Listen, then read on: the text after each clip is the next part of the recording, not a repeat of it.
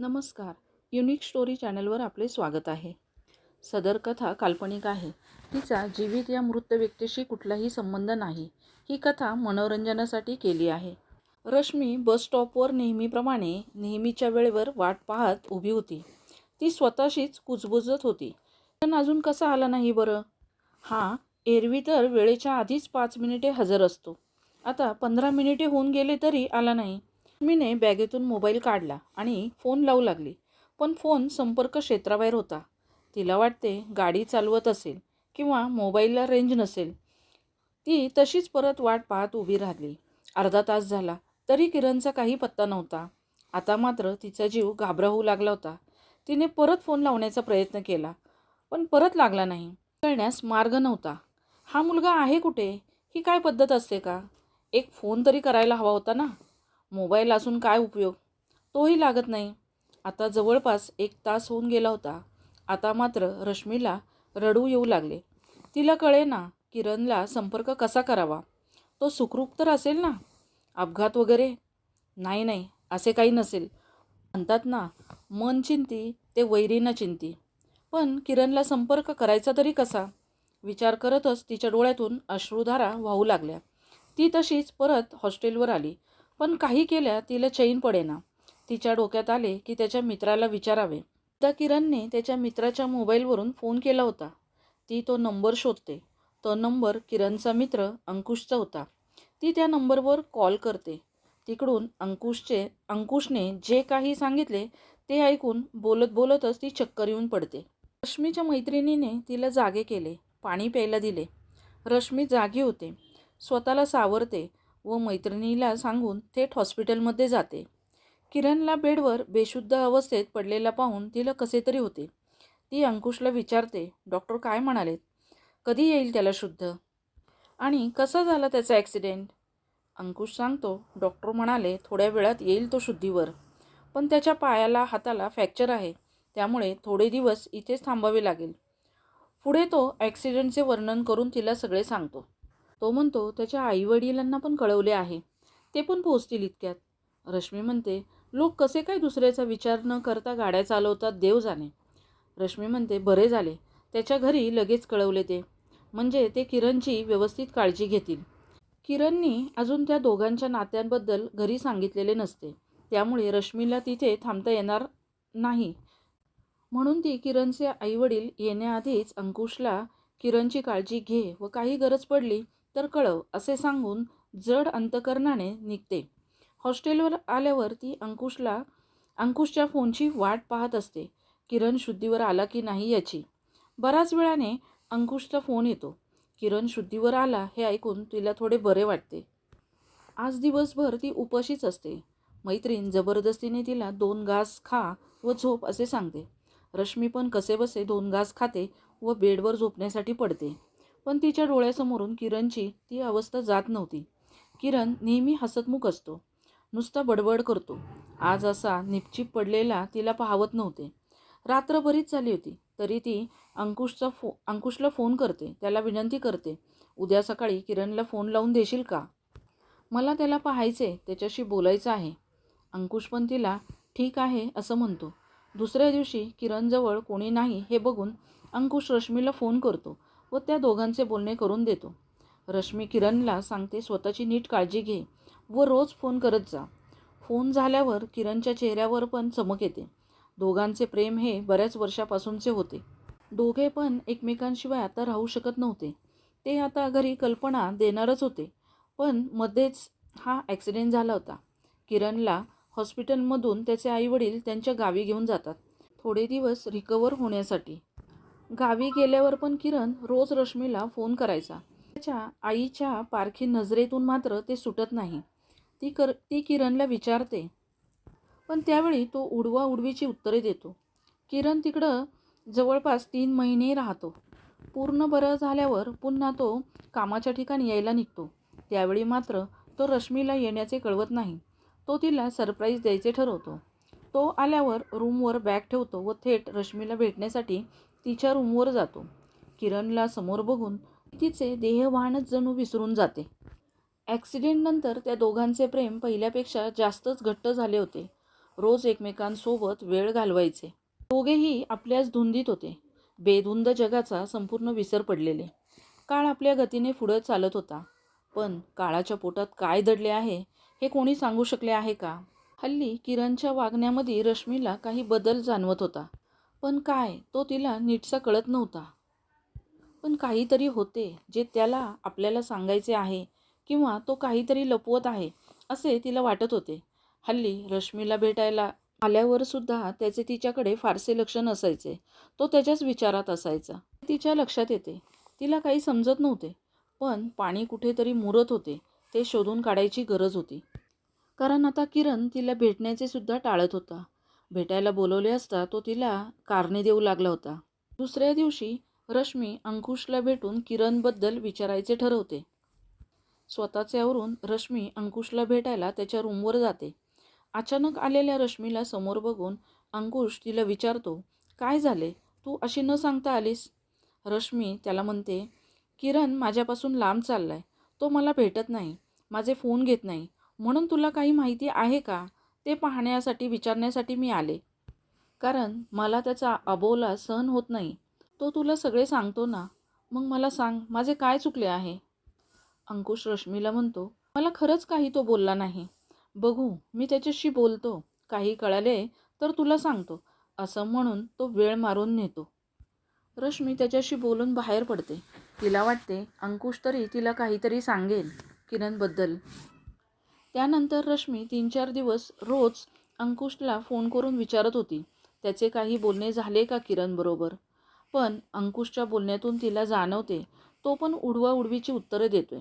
रश्मी आता स्वतःच ह्या सगळ्याचा छडा लावायचा ते ठरवते. ती किरणच्या ऑफिसबाहेर त्याची वाट पाहते. सगळेजण बाहेर जातात, पण तिला किरण दिसत नाही. ती परत अंकुशकडे जायचं ठरवते. ती तिथे त्याच्या घराजवळ जाते.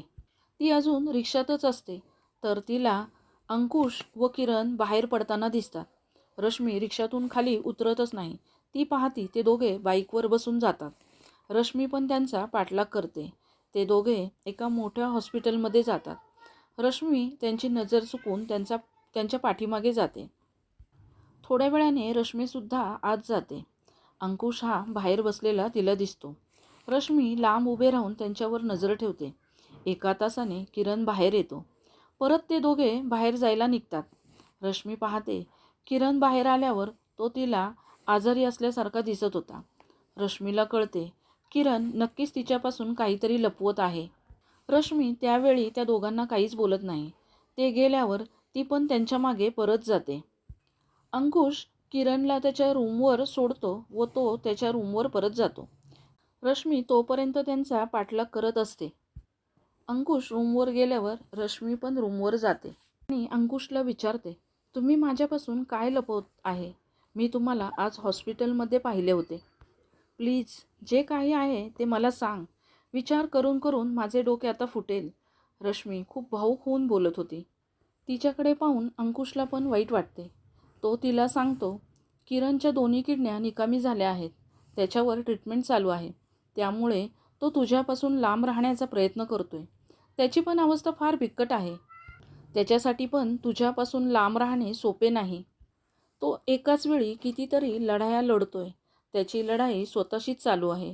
तो तुझ्यापासून, त्याच्या घरच्यांपासून हे सगळं लपवत आहे. त्याला कोणाच्या चेहऱ्यावर त्याचे दुःख पाहायचे नाही म्हणून तो हे सगळं करतोय. तुमच्यापासून लांब पळतोय. अंकुशचे बोलणे ऐकून रश्मी स्तब्ध होते. तिच्या डोळ्यासमोर किरणचा चेहरा येतो. ती थेट तिथून किरणच्या रूमवर येते. किरणला समोर बघून रश्मी पहिल्यांदा त्याला मिठीच मारते आणि त्याच्याजवळ रडू लागते.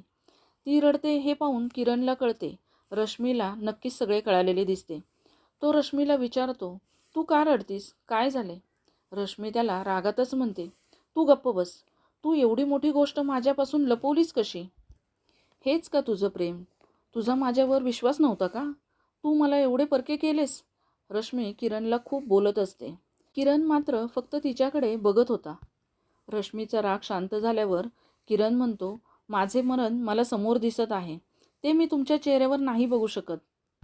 रश्मी किरणला म्हणते, तू आधीच हार मानू नकोस. यावर दुसरा मार्ग शोधू आपण. किडनी दान करणारे पण बरेच असतात. किरण रश्मीचे डोळे पुसतो. तिला म्हणतो, तुला काय वाटते, मी तो विचार नसेल का केला? पण मला नुसत्या किडण्यांचा प्रॉब्लेम नाही आहे, तर मला किडण्यांचा कॅन्सर झाला आहे. डॉक्टर सांगतायत माझ्याकडं जेमतेम 3 महिने आहेत आणि कॅन्सरमुळेच किडन्या फेल झाल्या आहेत. त्यामुळे दुसऱ्याच्या किडन्या घेतल्या तरी त्याचा फारसा उपयोग होणार नाही आणि महागड्या ट्रीटमेंट करणे मला परवडणारे सुद्धा नाही. माझ्या आईवडिलांना कळाले तर त्यांचे काय होईल, हा विचारसुद्धा करता येत नाही मला. आपले मरण दिसत असताना जगणे खूप अवघड आहे. हे सगळे बोलत असताना सुद्धा किरणला दम लागलेला असतो. रश्मी किरणला म्हणते, मी तुला सोडून जाणार नाही. आता मी तुझी काळजी घेण्यासाठी तुझ्याबरोबरच राहणार. मला एक क्षण ना क्षण तुझ्याबरोबर जगायचं आहे, असे म्हणते. रश्मीचे प्रेम पाहून किरण तिला म्हणतो, तू असे बोलून माझे जाणे अजून अवघड करतेस. त्या दिवसानंतर रश्मी किरणच्या रूमवर राहायला येते. किरणला त्याच्या आईचा फोन येतो. ती त्याला म्हणते, दिवाळी आहे, तुझे बाबा तुला घ्यायला निघाले आहेत, तेव्हा 4 दिवस सुट्टी घेऊन तू बाबांबरोबर घरी ये. आईचे बोलणे ऐकून किरण तिला नाही पण म्हणू शकत नव्हता. रश्मी किरणला म्हणते, तू तुझ्या घरी तुझ्या तब्येतीबद्दल सांगितलेच पाहिजे. त्यांना पण अचानक कळले तर धक्काच बसेल. रश्मी किरणला पुढे म्हणते, मी ऑनलाईन एका डॉक्टरांची अपॉइंटमेंट घेतली आहे. तू आल्यावर आपण त्यांना भेटायला जाऊ. 4 दिवसाचाच प्रश्न आहे, तू जाऊन ये. किरणचे बाबा येणार म्हणून रश्मी परत तिच्या रूमवर जाते. किरणचे बाबा आल्यावर ते दोघे गावी जातात. गावी जाताना त्यांच्याबरोबर किरण त्याची औषधं घेऊन जातो. तो घरी गेल्यावर आई त्याला विचारते, तुझी तब्येत खूप खराब झाली आहे, तुला बरं वाटते ना? किरण आईला हो म्हणतो. तो गेला तेव्हा त्याला थोडं बरं वाटत असते, पण दुसऱ्याच दिवशी त्याला अशक्तपणा जाणवू लागतो. चालताना त्याचा तोल जात असतो. ते बघून त्याचे वडील त्याला विचारतात, आपण डॉक्टरांकडे जाऊन येऊ. पण किरण त्यांना सांगतो, माझ्याकडे औषधे आहेत, ती घेतली की मला बरं वाटेल. पुण्याला गेलो की माझ्या डॉक्टरांकडे जाईल. किरण गावी गेल्यावर पण रश्मी त्याला वारंवार फोन करून त्याच्या तब्येतीची चौकशी करत असते. किरण दुपारचे जेवण करून झोपलेला असतो. 5 वाजून गेले तरी तो बाहेर येत नाही. आई दिवाळीचे फराळाचे पदार्थ बनवत असते. तिच्या लक्षात येते किरण अजून बाहेर आला नाही म्हणून. ती त्याच्या खोलीत जाते तर किरणला गाढ झोप लागलेली असते. आई त्याच्या डोक्यावरून हात फिरवते तर त्याचे डोके तापलेले असते. ती त्याच्या बाबांना बोलावते. ते किरणला उठवतात तर किरण उठत नाही. ते डॉक्टर घरी बोलवतात. डॉक्टर आल्यावर बाबा त्यांना सांगतात, किरणकडं काही औषधं आहे, तो पुण्यावरून येताना घेऊन आला होता. ते त्याच्या बॅगेतनं औषधे काढतात व डॉक्टरांना दाखवतात. ते बघून डॉक्टर शॉक होतात. त्यांच्या लक्षात येते. ते म्हणतात, ह्याला ताबडतोब ॲडमिट करा. किरणच्या आईवडिलांना काही कळत नाही. ते डॉक्टरांना विचारतात, काय झाले त्याला? किरणच्या बाबांना साईडला घेऊन त्याच्या तब्येतीची कल्पना देतात. ते म्हणतात, आपण लगेच त्याला हॉस्पिटलमध्ये नेऊन त्याच्या सगळ्या टेस्ट करू, पुढे बघू काय करायचं ते. किरणच्या आईला संशय येतो.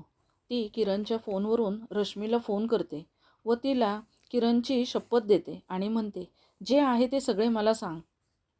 किरणला आत्ताच ॲडमिट करायला सांगितले आहे आणि तो शुद्धीवर सुद्धा नाही आहे. हे ऐकून रश्मी त्यांना म्हणते, तुम्ही त्याला ॲडमिट करा, मी त्याच्या फाईल्स घेऊन लगेच येते व मी आल्यावर आपण बोलू. अर्जुनच्या बाबांनी त्याला ॲडमिट केलेले असते. रश्मी डायरेक्ट हॉस्पिटलमध्ये जाते व डॉक्टरांना सगळे रिपोर्ट दाखवते. किरणचे सगळे रिपोर्ट पाहून डॉक्टर त्याला परदेशात घेऊन जाण्याचा सल्ला देतात. किरणचे वडील पण मुलासाठी काहीही करायला तयार असतात. त्याच्या ट्रीटमेंटसाठी त्या सगळ्या त्यांच्या एवढ्या मोडतात. पण त्याचा काही उपयोग होत नसतो, कारण किरणच्या तब्येतीत सुधारणा होण्याऐवजी दिवसेंदिवस त्याची तब्येत खालावत चाललेली असते. किरण शुद्धीवर आल्यावर तो पाहतो रश्मी त्याच्या डोक्याजवळ बसलेली असते व दुसऱ्या साईडला त्याची आई बसलेली असते. त्या दोघींना पाहून किरणच्या डोळ्यातून अश्रू वाहू लागतात. त्याच्या नजरेत स्पष्ट दिसत असते, त्याला काळजी वाटत असते सगळ्यांची. रश्मी किरणचा हात हातात घेते आणि त्याला सांगते, तू काळजी नको करूस, मी तुझ्याबरोबर आहे, मी तुझ्या आईबाबांबरोबर आहे. किरणमध्ये आता बोलण्याची सुद्धा ताकद नसते. तो तिला प्रतिसाद देऊ शकत नव्हता. त्याची ती अवस्था बघून रश्मी बाहेर येते आणि बाहेर येऊन खूप रडते. रश्मीला समोरच डॉक्टर येताना दिसतात. ती डॉक्टरांना भेटते, त्यांना विचारते, किरणच्या तब्येतीमध्ये काय सुधारणा होईल का? पण डॉक्टर रश्मीला सांगतात, मी किरणबद्दल बऱ्याच डॉक्टरांशी बोललो आहे, पण त्याची केस फार वेगळी आहे. त्याच्या तब्येतील सुधारणा होईल ह्याची शक्यता फार कमी आहे. तरी आपण प्रयत्न करायचे सोडायचे नाहीत. मी अजून काही स्पेशलिस्ट डॉक्टरांशी अपॉइंटमेंट घेतली आहे. बघू त्यांच्याशी बोलून आपण. रश्मी हात जोडून डॉक्टरांना विनंती करते, डॉक्टर प्लीज काहीही करा, पण माझ्या किरणला वाचवा. एक एक दिवस जसा जसा पुढे जात होता तसं किरणची तब्येत अजूनच ढासळत चालली होती आणि त्याचबरोबर त्याच्या आईवडिलांचे मनोधैर्यसुद्धा खचत चालले होते. त्यांनी किरणच्या ट्रीटमेंटसाठी त्यांचे राहते घरसुद्धा गहाण ठेवलेले असते. हे सगळं रश्मीच्या डोळ्यासमोर होत असते. तिला त्या सगळ्यांची अवस्था पाहवत नसते. रश्मी मनाशी काहीतरी विचार करते आणि तिच्या वडिलांना फोन करून सांगते, मी किरणच्या घरच्यांच्या बरोबरच कायम राहणार आहे. असे सांगून त्यांचे उत्तर ऐकण्याच्या आधीच ती फोन कट करते आणि परत किरणजवळ जाऊन बसते. रश्मीला माहीत असते, किरण हा एकुलता एक मुलगा होता. त्याच्या ट्रीटमेंटसाठी त्याच्या आईवडिलांनी त्यांची सगळी जमापुंजी खर्च केली होती. त्यांचे घर गहाण ठेवले होते. त्यांचा जगण्याचा आधार हा आता बेडवर पडला होता. म्हणून ती त्यांचा आधार व्हायचे ठरवते. रश्मी रात्रंदिवस किरणची काळजी घेत असते. किरणला आता हॉस्पिटलमध्ये येऊन जवळपास 2 महिने होऊन गेलेले असतात. डॉक्टर रश्मीला आत बोलवतात आणि तिला सांगतात, किरणला तुम्ही घेऊन घरी जा. कारण इथे ठेवूनसुद्धा त्याच्या तब्येतीत काहीच फरक पडत नव्हता. उलट त्यांचे बिल वाढत होते. त्यामुळे जो वेळ आहे तो त्याला त्याच्या घरच्यांच्या बरोबर घालवू देत, असं सांगून डॉक्टर तिला डिस्चार्ज घ्यायला सांगतात.